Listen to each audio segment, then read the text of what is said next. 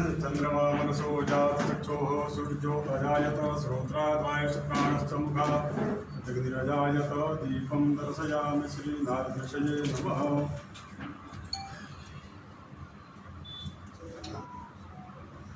वांगं द्रवाय कनस्त्वामिन्द्रस्त्वां बृहस्पतिः त्वामो गधे सोमो राजा विद्वानक्ष्मादमुच्यत। स्व नारदृषये नमो नमः। आद्यपत्रकार नारदृषये नमो नमः। पुष्पं समर्पयामि पुष्पमाल्यां च समर्पयामि।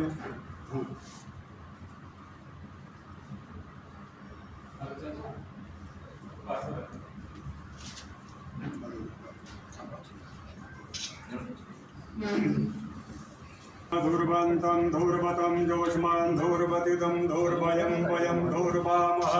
देवानामस्य वनितमपुंससितमं पवित्रमं दुष्टतमं देवहूतमं धूपमग्रापयामि। धूपान्ते दीपं दर्शयामि। दीपान्ते अस्तु प्रक्षाल्य। हरिः ओं। चन्द्रमा मनसो जातचक्षुः सूर्यो अजायत श्रोत्रात् वायुश्च प्राणश्च मुखात् अग्निरजायत। ओं भूर्भुवस्सुः। आद्यपुत्रकार नारदऋषये नमः। प्रेम से नारद ऋषि की जय। आद्य पत्रकार की जय। सत्य सनातन धर्म की जय। सनातनी हिंदुओं की जय। आज के आनंद की नमः। पार्वती पते हर हर महादेव।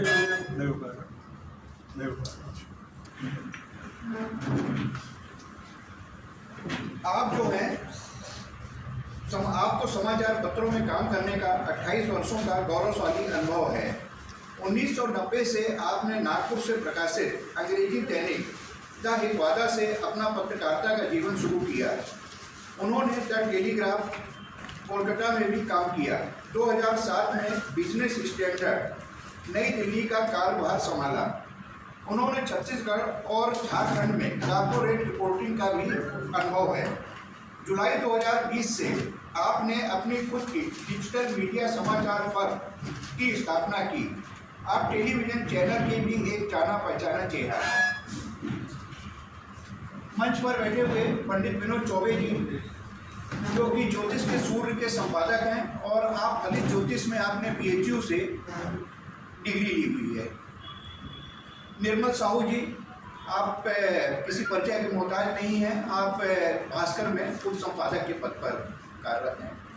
और आनंद ओझा जी जो अपने स्टील सिटी प्रेस क्लब के अध्यक्ष भी हैं और INS-24 का ब्यूरो चीफ हैं।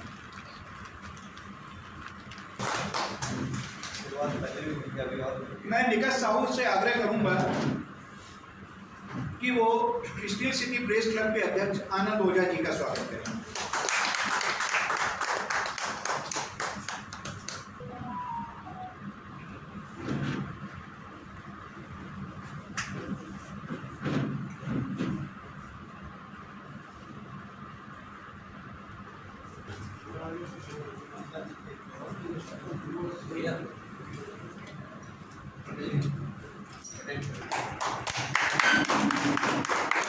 सबको पहले तो नारद जयंती की शुभकामनाएं। देवऋषि नारद जी को लेके हम लोग आज की जयंती का आयोजन कर रहे हैं, एकत्रित हैं। हमारा देश संभवतः, आवाज आ रही ना तो हमारा देश संभवतः एक ऐसा देश है जहाँ पर इतिहास को सबसे ज़्यादा तोड़ मरोड़ के प्रस्तुत किया गया है। और कोई देश ऐसा नहीं होगा जिसमें इतिहास को लेकर कोई खिलवाड़ किया गया हो। आप कोई भी विषय ले लीजिए, देश की आज़ादी से लेके धार्मिक विषय हो या और कोई भी विषय आप हमारे ध्यान में आता है। लेकिन हम प्रायः देखते हैं कि जो छेड़छाड़ हमारे इतिहास के साथ में हुई है या हमारे जो लोग हैं उनको एक प्रकार से उनका जो एक गलत इमेज बनाने की कोशिश की गई है, संभवतः हमारे देश में सबसे ज़्यादा हुआ है। देवऋषि नारद जी भी उससे अछूते नहीं रहे हैं। देवऋषि नारद जी आदि पत्रकार थे, एक विषय आता है। मैं कहूँगा वो आदि पत्रकार थे नहीं, वो हैं। आज भी वो हमारे विश्व के पहले पत्रकार हैं, क्योंकि उस समय कोई अखबार नहीं हुआ करता था या उस समय कोई इलेक्ट्रॉनिक मीडिया नहीं हुआ करता था। हमारे जो विरोधी हैं वो ये पूछेंगे कि नारद जी किस प्रेस में काम करते थे। तो उस समय कोई अखबार निकलता नहीं था, कोई वीडियो चैनल नहीं थे, यूट्यूब नहीं था और टेलीविज़न चैनल नहीं थे, इसलिए हम उस चीज़ को तो नहीं प्रूव कर सकते कि नारद जी पत्रकार थे कि नहीं। लेकिन उनकी जो कार्यशैली थी, एक पत्रकार का जो सबसे बड़ा काम रहता है वो हर स्थान पर उसके पहुँचने की एक सुलभ तरीके से वो पहुँच सकता है। नारद जी को तीनों लोक में जाने का एक परमिट था, उनके पास जो पास था मीडिया पास, उससे वो तीनों लोग की यात्रा कर सकते थे। भगवानों में भी उनका सम्मान था तो राक्षसों के बीच में भी उनका सम्मान था, राक्षस भी उनको जानते थे। जो पत्रकार का एक सोर्स रहता है कि हम जिसको बोलते हैं कि हमारा सोर्स है, तो हमारा अगर पुलिस अधीक्षक भी हमारा सोर्स है तो कबाड़ी वाला भी हमारा सोर्स होता है पत्रकारों का। नारद जी की व्यापकता देखिएगा कि नारद जी की जो व्यापकता थी वो पूरे तीनों लोग में थी। मित्रों, जो सती का जो घटना हुआ था उसका भी जो अंश है वो नारद जी ने ही ब्रेक किया था। ऐसे पत्रकार थे नारद जी। उसके बाद में शिव जी का जो विवाह था पावित्र, उसमें भी नारद जी का बड़ा सहयोग रहा। उनने रिश्ता लेके गए थे पार्वती जी के घर पे, ये एक प्रसंग आता है। ऐसे अब अनेकों उदाहरण हैं जो नारद जी के साथ में जुड़े हुए हैं, जो ये चीज़ को सिद्ध करते हैं कि वो एक आर्य पत्रकार थे और एक बहुत ही अच्छे पत्रकार के रूप में उनका काम किया। उसके साथ साथ वो अपने लोगों का ख्याल रखते थे। विष्णु जी का उनका विशेष स्नेह था। विष्णु जी के लिए वो मार्केटिंग का काम करते थे, विष्णु जी की छवि बनाते थे वो हर जगह। तो वो भी एक पत्रकार जो अपने खास रहते हैं, उनकी जो छवि बनाने का काम करते हैं, वो भी नारद जी किया करते थे। लेकिन दुर्भाग्य से आज हम इस चीज़ को लेके चिंता कर रहे हैं कि नारद जी पत्रकार थे कि नहीं थे, विश्व के पहले पत्रकार थे कि नहीं थे। और ये कोई चिंता साधारण नहीं है। देखिए, ये चिंता आज हम सब पत्रकारों के बीच में एक बहुत व्यापक गंभीर विषय है। उसका कारण ये है क्योंकि अब जो भारतवर्ष में जो नैरेटिव का एक काम चल रहा है कि जैसे मैंने पहले कहा कि एक नैरेटिव बनाया जा रहा है कि हर चीज़ को आपको खंडन करना है। ये नैरेटिव आज हमारे लिए सबसे बड़ी चुनौती है। एक विमर्श नहीं किया जा रहा है समाज में कि ऐसा नहीं, ऐसा हुआ था। और ये विमर्श आज सबसे बड़ी चुनौती सबके लिए, समाज के लिए है, पत्रकारों के लिए है, क्योंकि आप एक दूसरा रूप दिखाने की कोशिश कर रहे हैं। आप कुछ भी प्रस्तुत करेंगे, बिल्कुल उसका दूसरे अर्थों में एक दूसरा प्रस्तुतिकरण करने के लिए, एक विमर्श करने के लिए पूरी टीम तैयार खड़ी हुई है। मुझे लगता है कि आज जो चुनौती है वो इस विमर्श को लेकर ही सबसे बड़ी है।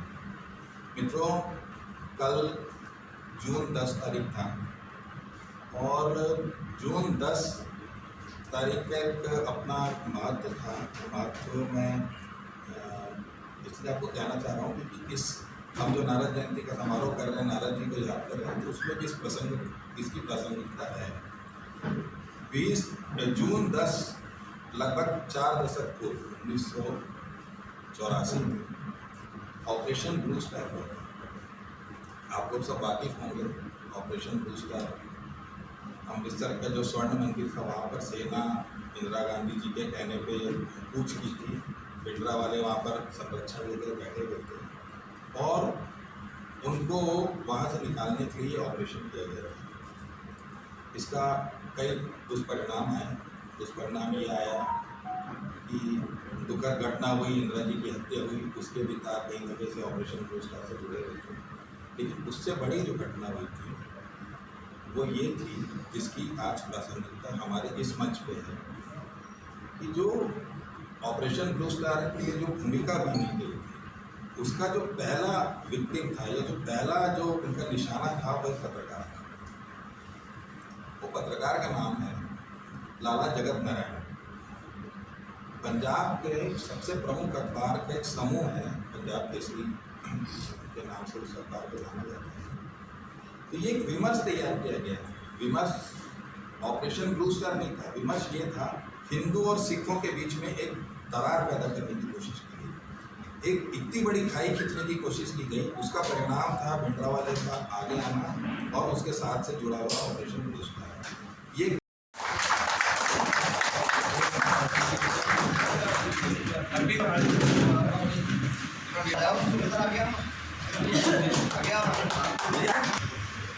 भारतीय है भरोसा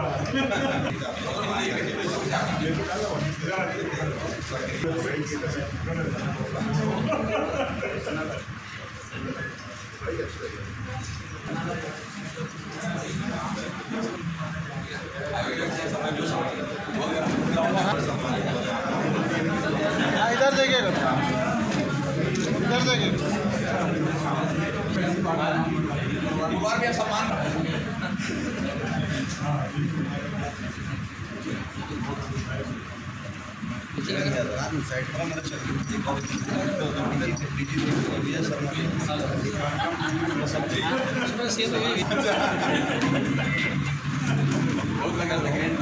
अच्छा जी भैया अभी मुलाकात नहीं हो पाई है। चल रहा है ना, चल रहा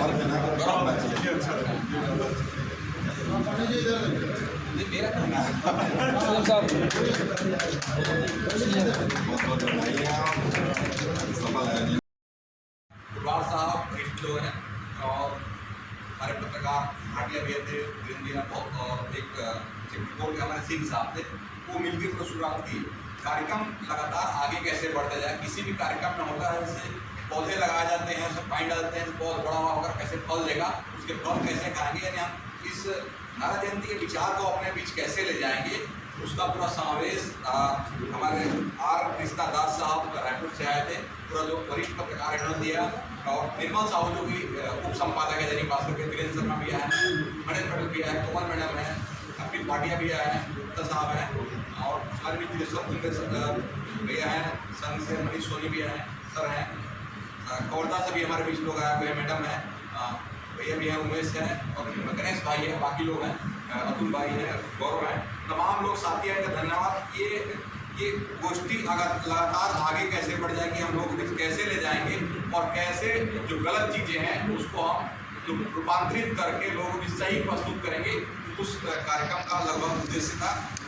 किसी भी जो खबर होती है उसकी नकारात्मकता तो 90% लोग जाने जाते हैं, सकारात्मकता कैसे हम लोगों तक पहुंचाए, ये हमारा प्रयास था, और इस प्रयास को हम लगातार आगे बढ़ाते जाएंगे। पिछले बार 10 थे, 10 से इस बार 50 हुए, 50 से हम 500 होंगे।